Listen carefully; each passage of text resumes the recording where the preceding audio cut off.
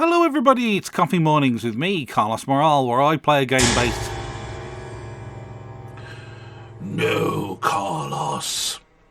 Your lack of video production has landed you in this, the circle of hell, for failed video creators, gamers with ridiculous backlogs, and those who bought the second Shaggy album.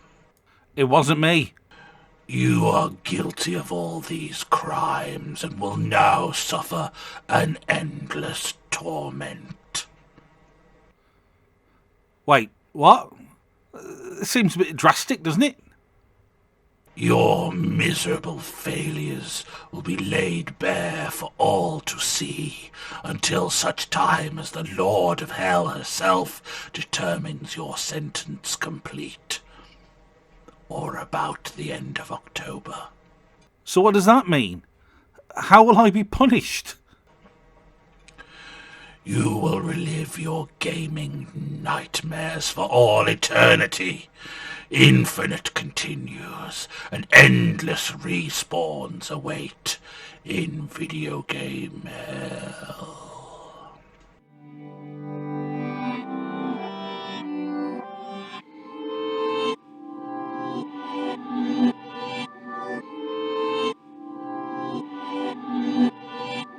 Well, I've really screwed things up for myself this time. What's the first game I've got to play? Oh, SEGA. Well, didn't sound too bad. What the hell?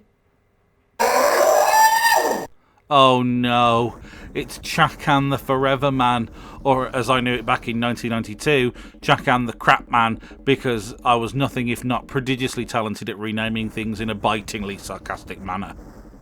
Chakan is an action platformer that came out for the Megadrive and Game Gear in the early 90s, designed by John and Mark Miller.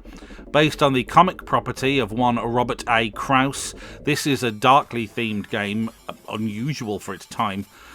Of course, I was going to be drawn to this as a teenager. Who doesn't fancy being a dual sword wielding supernatural badass that kicked death's ass in a stand-up fight? Turns out me. And why? Because of this.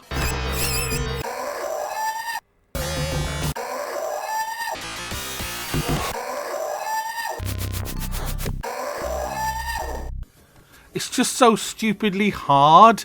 The levels aren't even that long, but they're filled with insta-death pits, and Chakan's crappy jumping doesn't help me one iota.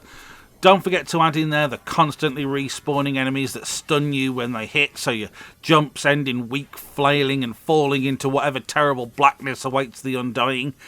Yes, you see, because Chakan is the Forever Man, it means he can't die. So when you lose, you simply plop back to the hub area. No problem then, it just needs some perseverance. Well, sure, except the time is ticking down, and if you run out of time, then your progress through a given set of levels resets, forcing you to do it all again. And it sucks doing it the first damn time. Now, let me be clear here. I mean, Chakan sucks for me. There will always be games that you can't get a handle on for one reason or another, but very few have left me feeling so desperately worthless as Chakan. I played this as a teenager. I was a gamer. It was a huge part of who I was, and yet here was this game cartridge smirking at me. Chakan's hat tilted at a coquettish angle, as if to say, "You suck, your opinions suck, your life sucks. You'll never have a job, girlfriend, sense of fulfillment, or hope for the future." Well, screw you, Chakan. I've had at least half of those things, and now I'm going to show you what it means to trifle with me.